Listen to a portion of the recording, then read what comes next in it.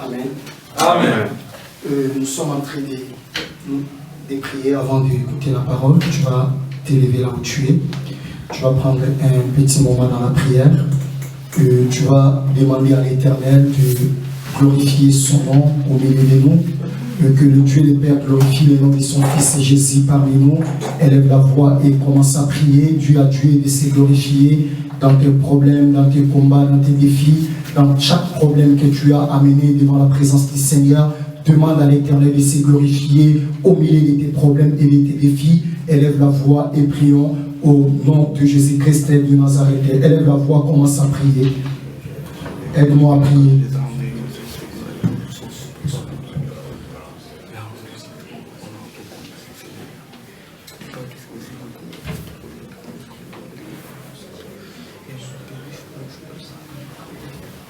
Élève la voix, prie le Seigneur, demande à Dieu de se glorifier en ce dimanche. Que le Seigneur se glorifie dans tes problèmes, que Yahweh se glorifie dans tes combats, que Yahweh se glorifie dans la situation auquel tu es en train d'endurer actuellement dans ta vie. Est-ce que quelqu'un peut dire à Dieu de se glorifier en ce moment? Est-ce qu'il y a quelqu'un qui peut commencer à dire à l'Éternel de se glorifier au travers de ces moments dans sa vie? Dieu a Dieu de se glorifier au milieu de ta famille, dans le combat que ta famille traverse actuellement, dans tes projets, dans tes programmes, dans chaque projet que tu as dans cette année 2024. Commence à dire à Dieu, Seigneur, je veux que tu puisses te glorifier. Élève la voix et commence à dire à Dieu, glorifie ton nom au milieu de ma vie. Glorifie ton nom dans mes combats, glorifie ton nom dans mes défis. Élève la voix, commence à demander à Dieu de se glorifier. Commence à dire à Dieu, glorifie le nom de ton Fils au milieu de ma vie. Commence à élever la voix, dis à Dieu de se glorifier. Il est le seul qui peut se glorifier et changer une situation. La situation qui te fait pleurer, lorsque Dieu va se glorifier, cette situation changera. Dis à Dieu de se glorifier au travers de ces moments. Demande à Dieu de se glorifier au milieu de cette situation. Demande à Dieu de se glorifier. Comme il avait dit à l'aveugle né avec les naissances, il a dit que cette situation était là pour la gloire de l'Éternel. Est-ce que tu peux dire à Dieu, oui, ma situation, elle est là. Elle est là pour que toi tu puisses trouver gloire au milieu de cette situation. Commence à dire à Dieu, Seigneur, je désire que tu te glorifies en ce moment. Demande à l'Éternel de se glorifier. Demande à Dieu de se glorifier au milieu de tes problèmes, au milieu de tes combats, de tes défis, de cette situation que tu n'arrives pas à surmonter. Dieu est capable de se glorifier. Commence à prier, Dieu à Dieu, Seigneur. Glorifie le nom de ton Fils dans ma vie. Glorifie le nom de Jésus dans mes combats. Glorifie le nom de Jésus dans mes défis. Commence à prier, commence à demander à Dieu de se glorifier au travers de ces moments. Père, parle à l'Éternel. Dieu à Dieu, Seigneur, je me laisse, je veux voir ta gloire dans mes combats, ta gloire dans mon problème, ta gloire dans cette situation. Commence à faire appel à l'Éternel. Lui qui est capable de se glorifier, il peut se glorifier. Il peut trouver gloire dans ce problème que tu es en train d'endurer. Parce qu'il est le Dieu. Oh, Razakeria, Sobayakaria, Sutalana, Shekeriaza. Glorifie le nom de ton Fils, Seigneur, au milieu de nos Seigneur, afin que ton Fils te glorifie. Au nom de Jésus, nous sommes en train de te prier. Amen. Amen. Avant de regagner la place, nous allons lire la parole et puis nous allons nous rasseoir. Nous ouvrons nos Bibles dans Genèse, chapitre 4, du premier verset au verset 10. Rapidement, si quelqu'un trouve, peut nous aider. Genèse chapitre 4, du premier verset au verset 10. Et puis nous allons aussi lire dans Hébreux. Nous allons lire encore dans Hébreux chapitre 11, verset 4. Et puis nous allons sauter, nous allons prendre du verset 17 au verset 19. Rapidement, quelqu'un va nous aider.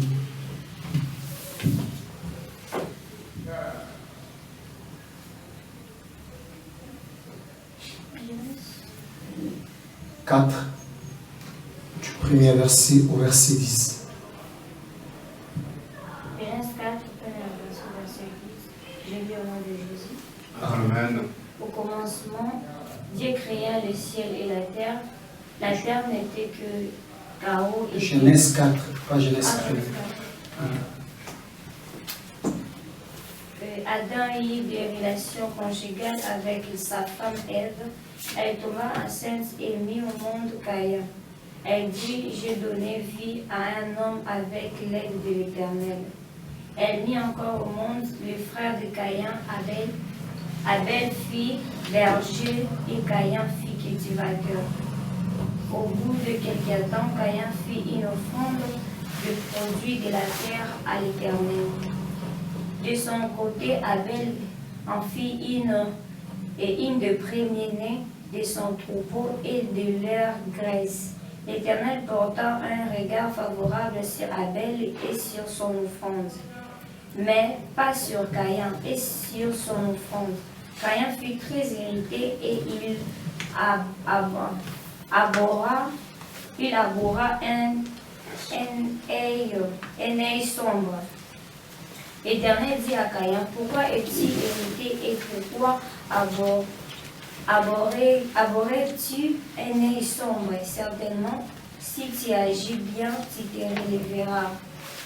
Si en revanche tu agis mal, le péché est couché à la porte et ses désirs se porter vers toi. Mais c'est à toi de dominer sur lui. Cependant, Caïn dit à son frère Abel, allons dans le champ Et alors qu'il était dans le champ, il se jeta sur lui et le tua. L'Éternel dit à Caïn, où est mon frère Abel? Il répondit, je ne sais pas, suis-je le gardien de mon frère? Dieu dit alors, quand tu fais les sons de ton frère, crie de la terre jusqu'à moi. Amen.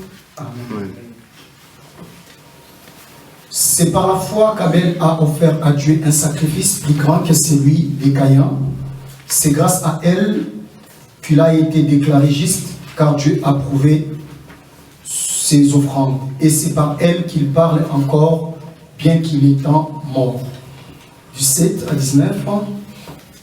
C'est par la foi qu'Abraham a offert Isaac lorsqu'il a été mis à l'épreuve.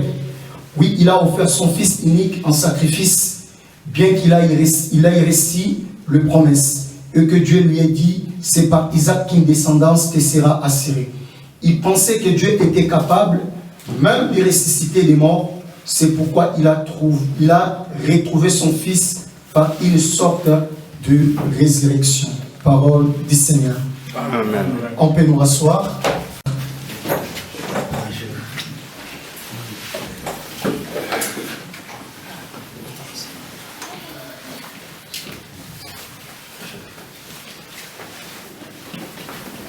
Alléluia. Amen. Amen.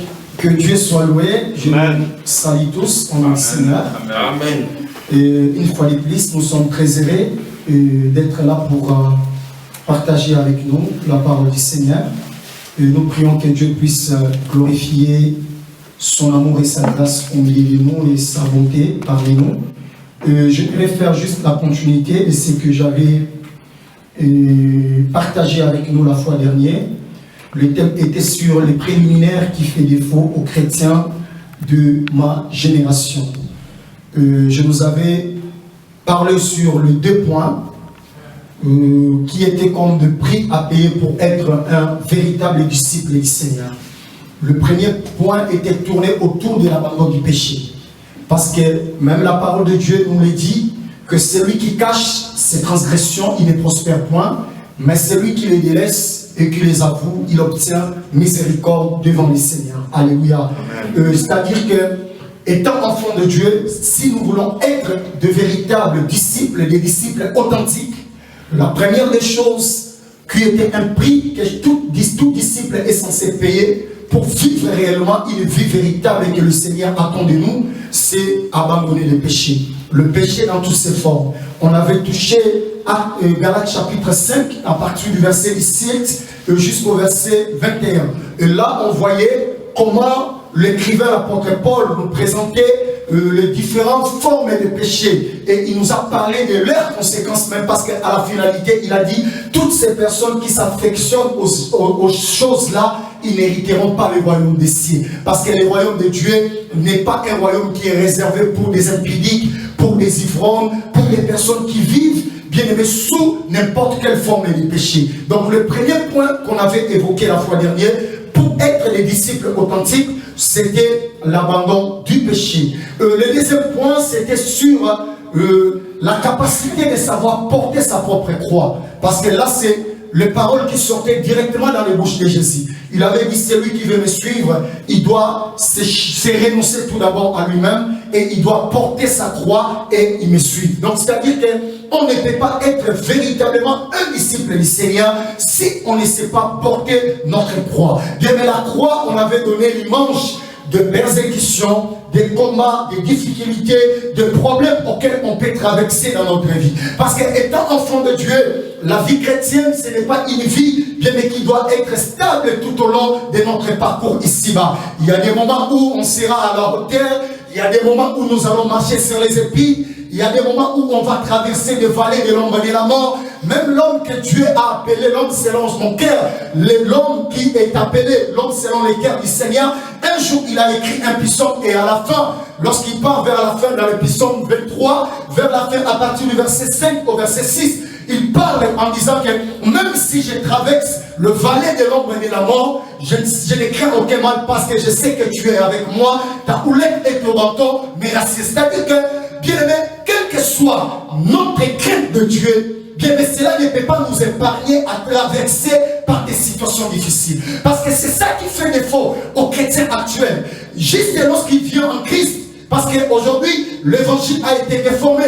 On nous prêche l'évangile en disant, venez en Christ, tu auras le mariage, tu auras le voyage, tu auras toutes ces choses qui ne sont pas des péchés, qui sont aussi des bénéfices qui se rattachent à toute personne qui a les salis, parce que les salis que Dieu donne, c'est un salut complet. Donc dans les salis de Dieu, Dieu a ses programmes dans la vie de chaque enfant. Bien, il doit nous donner ce dont nous avons besoin, parce qu'il a dit, fais de l'Éternel tes délices, et il te donnera ce que ton cœur désire. Donc en venant en lui, bien aimé, il y a toutes ces choses, bien aimé, qui peuvent nous suivre. Parce que la parole de Dieu dit dans Matthieu, de rechercher premièrement le royaume des cieux et sa justice, et le reste des choses nous seront données par-dessus. Mais qu'est-ce qui se passe aujourd'hui? Beaucoup viennent tout d'abord pour chercher les par-dessus, au lieu de chercher d'abord le royaume de Dieu. Alléluia. Amen. Donc c'est important, si nous voulons être des disciples de Dieu authentiques, bien nous devons savoir nous charger chaque matin de notre croix. Et comme aujourd'hui il y a une pluie, Dieu te bénisse parce que tu es là. Amen. Amen. Ça peut être l'image de la croix que tu es en train de porter. Parce que étant disciple du Seigneur, c'est un prix que nous sommes censés le payer. J'imagine, si on t'avait donné visa pour voyager aujourd'hui, même s'il y avait la pluie de, je ne sais pas, de combien des heures, tu allais sortir au milieu de la pluie. Même sans valise, tu vas aller pour voyager. Amen. Amen. Donc c'est ainsi aussi avec la marche chrétienne. Alors aujourd'hui, et vous voyez les textes que je viens de lire, je vais parler de des choses. Je vais parler sur les 3 notions de base que tout parent est censé communiquer à ses enfants. Et après, vers la fin, je vais parler sur quelques leçons que nous allons apprendre de ces 2 textes que nous venons de lire cet après-midi. Amen. Amen. Et sans plus tarder, essayez de me comprendre tout au long de mon message parce que c'est très important. Je suis toujours en train de nous parler des préliminaires. Parce qu'en voyant l'église, il y a beaucoup de choses qui font défaut aujourd'hui à l'église. Ce sont des notions de base. Et des petites choses que nous négligeons, mais qui constituent ou qui sont des bases solides qui peuvent nous aider à marcher avec le Seigneur. Parce que hormis ces choses, on peut progresser avec Dieu, mais tout au long de notre marche avec Dieu, avec le temps, ces choses vont commencer à se révéler en nous qu'il y a quelque chose en nous qui manque. Amen. Amen. Donc, parmi les choses que tout parent est censé donner à ses enfants, la première des choses, il s'agit de la notion du travail. Amen. Et nous le voyons dans le livre que nous venons de lire dans Genèse chapitre 4. C'est l'histoire de Caïn et d'Abel. Ce sont les premiers enfants à être engendrés sur la terre. Donc ce sont les deux qui nous apportent ces messages concernant le travail. Parce que vous allez le voir, même dans le pays auquel nous vivons, vous allez voir que les musulmans, ils ont cultivé cet esprit en eux. Donc c'est-à-dire chaque parent qui travaille dans un domaine quelconque, il fait de tout son mieux pour initier ses enfants à travailler aussi dans ces mêmes domaines. Même si pas tous les enfants, mais au moins l'un de ses enfants, il va être la continuité de son papa, même après la mort de son père. Alléluia. Donc c'est-à-dire que dans la vie de chaque parent, parce qu'être parent, ce n'est pas seulement le simple fait d'engrosser une femme ou le simple fait qu'on t'appelle papa. Non, être papa, c'est lorsque tu as la capacité où tu es en mesure de communiquer aussi à tes enfants des valeurs qui seront des valeurs inoubliables jusqu'à ce qu'ils quitteront la terre des vivants, ils garderont cela dans leurs esprits. Amen. Et parmi ces valeurs, la première des choses, il s'agit de la notion du travail. Nous voyons, la Bible nous présente premières informations que la Bible nous donne de Caïn et d'Abel. On nous présente leur profession. La Bible dit l'un était berger et l'autre il était un cultivateur. Donc dans l'église du Seigneur, si cette notion n'est pas comprise, bien l'église du Seigneur va faire faillite. Parce que c'est une notion très importante. C'est une notion bien aimée qui amène l'église à vivre l'émergence. Parce que l'église ne prospérera jamais aussi longtemps que nous les chrétiens qui sommes appelés à impacter le monde, nous croisons les bras et nous restons à l'église en train de prier. Moi, je ne sais pas, et je ne ferai jamais garder l'église je dis que je ne le ferai pas. Garder l'église pendant des jours et des années en train de chercher Dieu pour ne pas les envoyer aller chercher la vie. Amen. Parce que, étant une église, nous sommes dans l'obligation, bien aimé, d'impacter chaque domaine, bien aimé, de la société. Voilà pourquoi aujourd'hui, les occultistes, ils ont rempli les entités, bien aimé, de la société.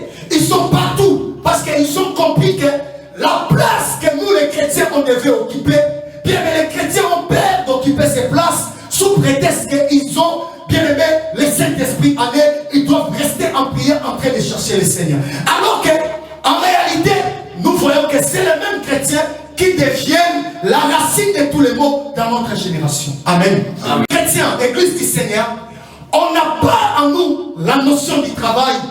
Sachez-le très bien que nous allons appauvrir l'Église du Seigneur et appauvrir la mission que le Seigneur nous a confiée d'aller gagner tout le monde et de peupler son royaume. Amen.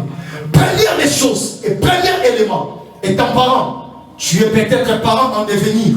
Donc bientôt tu vas te marier, tu vas mettre au monde. La première des choses que tu dois garder en l'esprit, c'est communiquer à tes enfants la notion du travail. Parce qu'un enfant qui n'a pas, il y a des choses qui ne s'apprennent pas après le temps passé. Il y a des choses, quand tu es enfant, qu'on doit t'inculquer cela dans ton esprit. Quand tu grandis, on peut bien parler, mais ça n'aura pas d'impact. Un enfant, quand tu lui dis, regardez un enfant, quand tu lui parles, même après des années, l'enfant garde ce que le papa a parlé. Pourquoi? Dieu n'est pas un messie. Dans sa parole, qu'est-ce qu'il a dit? Bien aimé, apprenez à vos enfants les chemins du Seigneur. Lorsqu'ils sont encore petits, quand ils grandiront, ils ne s'en détourneront point. Même s'ils s'écartent, un jour, ce que vous avez montré à vos enfants, ça va revenir à nous. Alléluia. Première notion, il s'agit de la notion du travail. Donc nous sommes dans l'obligation, étant parents, étant l'église de Dieu, bien aimé, à impacter le monde, bien aimé, dans ces domaines du travail. La deuxième notion, c'est le savoir-vivre. Amen. C'est un travail qu'un parent est censé le faire. Ce n'est pas vraiment un travail de l'église. L'église le fait en dernier degré. Lorsque peut-être l'école et la famille a loupé la personne, l'église peut être le dernier cadre de l'éducation de cette personne. Mais ce travail, ce n'est pas un travail tout d'abord pour l'église. Alléluia. Et aujourd'hui, les comportements, beaucoup commencent à les confondre avec un esprit de possession. Certaines personnes, ce n'est pas les démons. Ils ont simplement un problème de l'éducation. Ce n'est pas un problème rattaché aux démons. Parce que si tu regardes quelqu'un qui est bien éduqué, tu auras l'impression que c'est comme si c'est quelqu'un qui vit dans la société. Amen. Parce qu'aujourd'hui, dans l'église actuelle, nous confondons des personnes bien éduquées avec des personnes spirituelles. Pourquoi? Parce que l'éducation peut communiquer des vies bien au milieu de nous. Alléluia. Une personne bien éduquée, tu auras l'impression que c'est comme s'il craint Dieu. Mais peut-être qu'il est dans les péchés les plus extrêmes. Mais du fait qu'il est bien éduqué, il sait parler aux gens, il sait répondre, il sait se comporter, il sait s'habiller, il sait parler, il sait être utile pour les gens. Tu auras l'impression que c'est comme si c'est quelqu'un qui marche dans la crainte du Seigneur. Amen. C'est seulement parce que son papa ou sa maman a fait un bon travail dans la vie de la personne. Alléluia. Faisons de tout nos mieux. Même lorsque vous allez quitter le monde, que le monde garde dans votre esprit, dans leurs esprits, le bon travail que vous avez eu à faire. Communiquez à vos enfants le savoir-vivre. Regardez aujourd'hui comment les parents nous détruisons nos enfants. Même l'esprit de l'égoïsme, ça, c'est qu'au niveau de nos enfants, c'est pas parce que nous, les parents, nous ne veillons pas sur l'éducation des enfants. Aujourd'hui, un enfant peut être devant la télé avec le télécommande, il refuse de les partager avec les autres. Qu'est-ce que les parents qui n'ont pas compris certaines notions de la vie, il va dire quoi? Laissez-lui, il est encore un enfant. Mais il oublie que ce qu'il est en train de faire, il est en train de communiquer à l'enfant un esprit de non-partage. Alléluia. Voilà pourquoi beaucoup grandissent, ils ne savent pas comment partager. On peut faire des chaînes et des prières. Ce sont des choses que les parents sont censés communiquer aux enfants. Voilà pourquoi vous voyez Caïn ainsi qu'Abel. Je crois que les parents ont raté à communiquer à ses enfants. Parce que ce sont les modèles. Parfois, souvent, des gens qui nous servent des exemples. Ils payent souvent un grand prix. Abel et Caïn, le problème se passe au niveau des partages. La jalousie se cultive lorsqu'on ne sait pas, bien aimé, la notion de savoir vivre dans la société. C'est en ce moment-là que nous devenons des jaloux. Si Abel et Caïn, ils ont été bien aimés, ils ont appris cette notion, je ne pense pas que Caïn a crié devant les seigneurs. Alléluia. Amen. Apprenons à nos enfants certaines choses élémentaires. Ça va les aider lorsqu'ils vont grandir à être utiles pour la société. Amen. Et fais de tout ton mieux, toi aussi tu es qui est enfant. Lorsque les gens te regardent, ils ne t'acclament pas, mais ils acclament les personnes qui t'ont apporté dans ce monde. Amen. En te regardant, que les gens soient heureux par rapport à la vie de tes parents. Parce que tu communiques, tu es là, tu es la représentation de tes parents. Parfois nous l'oublions, qu'en faisant certaines choses, les gens ne nous tiquent pas directement. Les gens commencent à regarder, bien aimé, ceux qui sont à la tête de nous. Qu'est-ce qu'ils nous ont communiqué comme valeur? Voilà pourquoi, étant un enfant, tu dois apprendre, même à l'absence de tes parents. Tu es dans un pays isolé. Apprends, lorsque quelqu'un te regarde, il glorifie et il bénit le nom de tes parents. Alléluia. La troisième des choses, que tout parent est censé communiquer à ses enfants, c'est la notion de Dieu et de ses intérêts. Amen. Amen. Et c'est là que je vais toucher pour aller toucher quelques leçons que nous allons voir cet après-midi.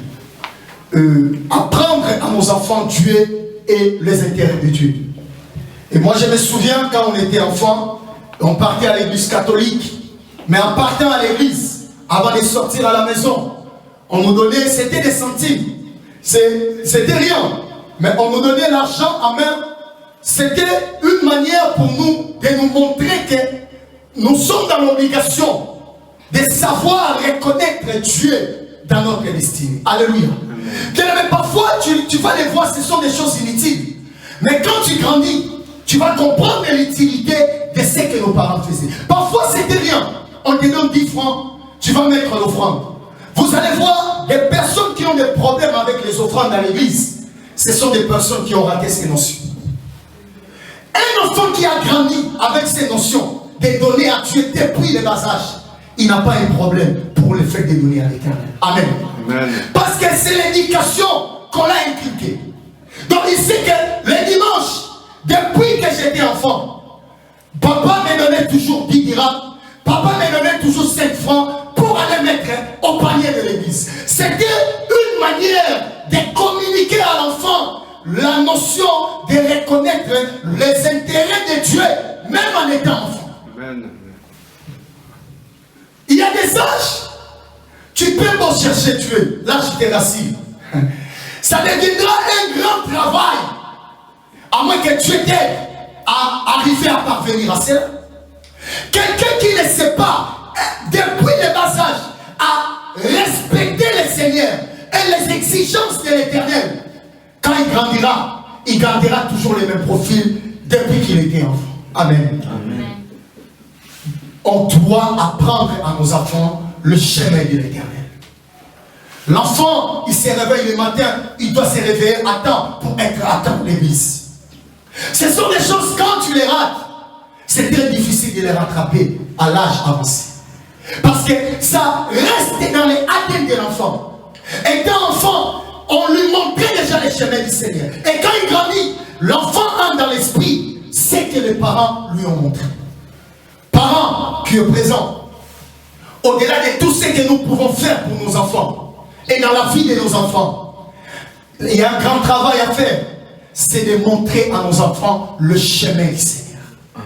Quand l'enfant rate ses chemins, quand l'enfant ne reconnaît pas les intérêts de Dieu, ça sera très difficile quand l'enfant grandit, de pouvoir redresser cet arbre qui est déjà penché.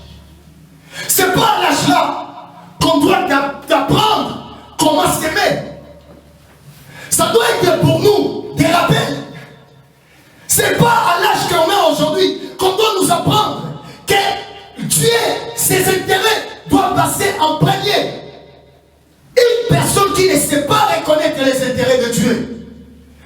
personne qui a raté des notions élémentaires. Et c'est un grand travail pour toi, aller, bien aimé, recommencer à être éthiqué par rapport à ces domaines-là.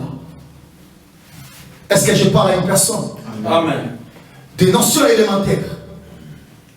Même nos offrandes, nos dîmes, tu auras des sérieux problèmes quand tu grandis.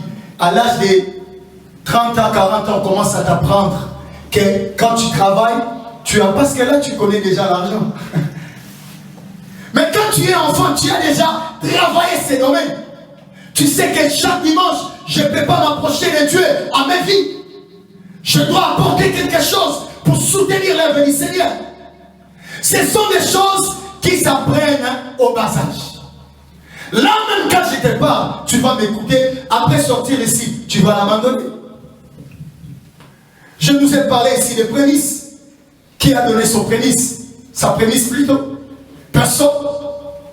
Mais il y a une personne qui, je n'ai même pas prêché, il n'est même pas ici de cette église, mais qui m'a appelé, qui m'a donné sa prémisse avant de commencer l'année. Mais ici, les gens que j'ai parlé, qui l'a fait? Personne. Amen. Amen. Payer même le loyer de l'église, c'est tout un grand problème pour toi. Ça révèle que toi, tu as un sérieux problème des notions élémentaires. Les intérêts de Dieu dans ta vie n'ont pas de place importante. Regarde Caïn et Abel. On dit quoi? Abel, au moment d'aller offrir à l'Éternel, Abel, il n'a pas fait comme son frère Caïn. Parce que Abel, la Bible dit, il a pris le premier des prémices de ses troupeaux. Mais tandis que Caïn, il a pris seulement ce qu'il pouvait trouver là, il amène ça devant Dieu. Vous voyez la différence? Donc Abel, c'était le prémisse, la semence première. Il dit que moi, je connais la notion que mes parents ont communiquée de Dieu. Dieu passe en premier avant toute chose. Alléluia. Amen. Les notions élémentaires, ce sont des notions très importantes si tu désires être équilibré dans ta marche avec le Seigneur. Si tu les rates, tu les rates. Et c'est le travail, c'est à toi maintenant de travailler pour aller rattraper chaque domaine élémentaire que tu as déjà raté dans ton parcours avec le Seigneur. Amen. Amen. Et voilà les trois notions majeures en lisant Genèse chapitre 4 que tu peux apprendre. Premièrement, nous devons tout d'abord apprendre à nos enfants la notion du travail. En deuxième position, nous devons les apprendre à savoir vivre. Et en troisième position, c'est Dieu ainsi que ses intérêts. Amen. Amen. Que je voulais partager avec nous. Et rapidement, je vais partager avec nous par rapport au deuxième point, quelques leçons à prendre dans ces deux passages qu'on venait de lire. Premièrement, parce que je vais m'appuyer par rapport au troisième point, sur Dieu ainsi que ses intérêts, par rapport à la manière que Abel a donné à l'Éternel, on peut déjà tirer la première leçon. Pour offrir à Dieu, il faut avoir la foi. Amen. Qu'est-ce que la Bible dit? C'est par la foi qu'Abel a offert à Dieu un sacrifice plus grand que celui de Caïn. Alléluia. Amen. Certaines personnes n'arrivent pas à donner à Dieu, c'est parce qu'ils ont un problème de foi à l'intérieur d'eux. Amen. La Bible dit c'est par la foi. Même Abraham, le père de la foi, c'est par la foi. La Bible dit qu'Abraham a offert à l'Éternel son unique fils qui s'appelait Isaac. Donc on ne peut pas donner à Dieu si on n'a pas la foi en nous. Parce que la sémence que nous donnons à l'Éternel, Dieu vient vers notre sémence lorsqu'il trouve la foi, lorsque nous lui donnons. Amen. On ne donne pas, même les offrandes, même si tu as un centime, ne les donne pas simplement pour donner. L'offrande se donne avec foi. Dieu n'agrée pas, Dieu n'est pas un mendiant. Dieu ne manque de rien. Dieu, ce n'est pas derrière le montant qu'il peut être impressionné. C'est la foi d'Abel qui a attiré Dieu vers l'offrande d'Abel. Donc quand tu n'as pas la foi, ne donne pas. C'est une sémence morte. Je te parle sérieusement. On donne en croyant ce que je donne, la Bible dit que la main qui donne, c'est celle qui est bénie. Je crois à cette parole et je sème. Et ce que je sème, je crois que ça va produire. Même pas aujourd'hui. La Bible dit, quoi qu'Abel est mort, mais son offrande jusqu'à aujourd'hui ça crie. C'est à cause de la foi qu'Abel a impliquée dans la sémence qu'il donnait à l'Éternel. Il y a des offrandes, même après toi, tu les fais avec foi, ça va crier jusqu'à même à la 5e, 6e, 8e génération des ta vie. Ne s'amusez pas avec ces matières que nous faisons à chaque instant où nous sommes devant ces débats. Ce n'est pas du blanc, ce n'est pas du théâtre, ce n'est pas pour se faire beau. C'est un acte bien-aimé qui va au-delà de ce que l'on peut faire sur la terre. La notion de sacrifice, c'est quelque chose qui peut tout changer dans ta destinée. Combien aujourd'hui vous plairez, nous pleurnichons, des portes se ferment par-ci par-là, parce que nous négligeons parfois l'acte que nous faisons. Je ne dis pas qu'on ne donne pas, mais nous donnons sans pour autant connaître l'importance de ce que nous sommes venus faire à chaque instant. Nous sommes devant les paniers qui sont devant nous. Nous devons donner à l'Éternel avec foi. Alléluia. Donc quand tu prends ta sémence, tu sais que je donne un. Et ce que je vais récolter, ça sera au-delà des 10 000. Je les donne de tout mon cœur. Je les donne avec joie. Pas de regrets. Lorsque nous donnons à Dieu. Donc il y a des gens, quand vous donnez, même moi quand je te demande, tu vas me donner sans regretter. Mais quand il s'agit des intérêts de Dieu, tu peux même privilégier un homme plus que Dieu. Donc quand tu donnes à un homme, tu es plus content que quand tu donnes à l'Éternel. Et une telle personne ne peut pas vivre des grandes choses avec Dieu. Amen. Parmi les choses élémentaires, apprenez à donner avec foi. Quand tu sèmes, sème avec foi. Tu sais que ce que je donne, je ne les donne pas pour que ça puisse périr, mais je les donne parce que je sais que ma récompense viendra. Même après des années, ce que je fais, moi, tout ce que je fais pour le Seigneur, je ne le fais pas pour rien. Je le fais parce que je sais que même si moi je ne suis pas bénéficiaire de ce que je fais pour Dieu, mes enfants, ils bénéficieront de ce que nous sommes en train de payer comme prix dans cette génération. Amen. Même si je rate, mes parents vivent.